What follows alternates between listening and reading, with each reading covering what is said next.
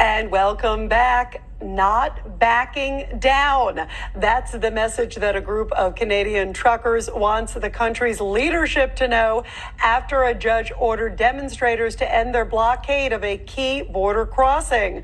The block has interrupted the flow of goods with the U.S.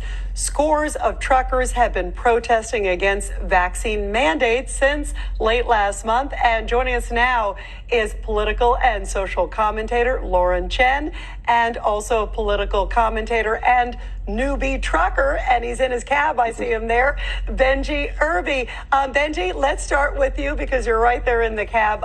The order called for the protesters to clear out at 7 o'clock last night, but I want to show some video, and this is at the intersection closest to the Ambassador Bridge after the injunction took effect, and it shows, you can see it there, protesters still on the streets. They did threaten, though, that they would basically maybe give them a $100,000 fine or 1 year behind bars if they were caught, but it looks like they're not backing down. What do you make of this, Benji, of your fellow truckers? I think it's absolutely amazing. I mean, I'm glad that they're actually standing up and standing against, this horrible Canadian government. I mean, they know that this thing is over. They just don't want to be, they just don't want to admit that they're wrong. They just don't want to admit that, be able to put some of their power down and say that the people were actually right about this. But this COVID thing is over. I mean, they've milked it for all they can milk it for. They got Biden in, yay, whatever, you cheated, you lied. Okay, we got it. But it's over now. We're going to resume with our lives. Lauren, I have to ask you about Justin Trudeau, because I think it's outrageous that he didn't even spend the time to talk to the truckers. He didn't even give them 5 minutes. These are the people who are essential workers. That's why they're in this situation. They're carrying goods across the country, vital to every Canadian. Everybody uses truckers around the world. They are pivotal. And he doesn't even give them 5 minutes to speak. Shame on him. And he goes after them and vilifies them instead.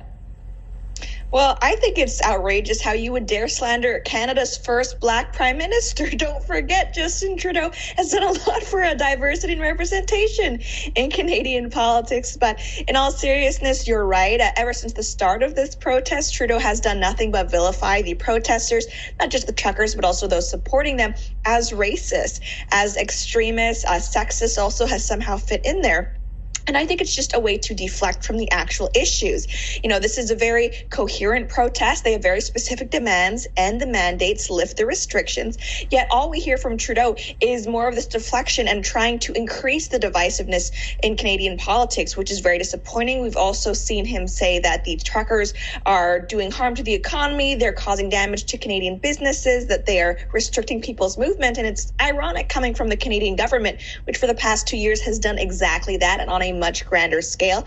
And frankly, I think the response to this from Trudeau, and not just Trudeau, but also the Premier of Ontario, Doug Ford, has just been pure cowardice. Yeah, and to add to what Lauren is saying, I mean, he's even gone so far as basically to call them white supremacists and Nazis. It's been so extreme. And what's been amazing too, Benji, is that earlier this week, this to me, I think, sort of epitomizes this roughshod behavior to the truckers. There was this old guy, an old man, a 78-year-old guy, who saw them and he honked his horn. He just was there to show solidarity. I want to show this and then get your reaction. What did he do wrong? Out of your concern, man. You swung at me. You're not a Canadian. If I swung at you, it's on film, so you're fine. Because I tooted the horn. Yeah. Yeah, it's called communism. That is on your license. Stop harassing old men. You don't have to show him anything. Hey. It's against the law. You It's on your license. I'm not You're under arrest. Hey, come For what? Hey. Under arrest. What are you doing? What are you doing? Going to ID. Hey. That's assault. I've got it all on video. Benji, that is astounding. What's your reaction? They treated him like he was like a cartel leader.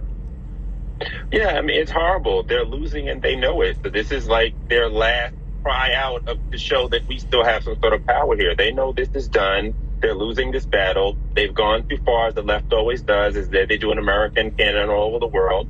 And they mess with the truckers. What they don't understand is that for all these libs out here that, want all their alfalfa toast and their avocado toast and all their fancy things, we're the people that deliver it. At the end of the day, you guys are not going to get out here and do the dirty work. So it's like, you've gone way too far. You should have never messed with us, never messed with the truckers, because you're going to ruin your whole economy this way. And we're just showing the power that we have. And I mean, there's a convoy coming to the United States. I mean, my company, Sandpiper Transport, is definitely interested, and I'm standing with the truckers there. So we're going to stand with them if it happens here as well. All right. Do not mess with the truckers as they fight for freedom. Both of you, thank you so much. Lauren Chen and Benji Irby in his cab. Thank you both very, very much. We appreciate you being with us.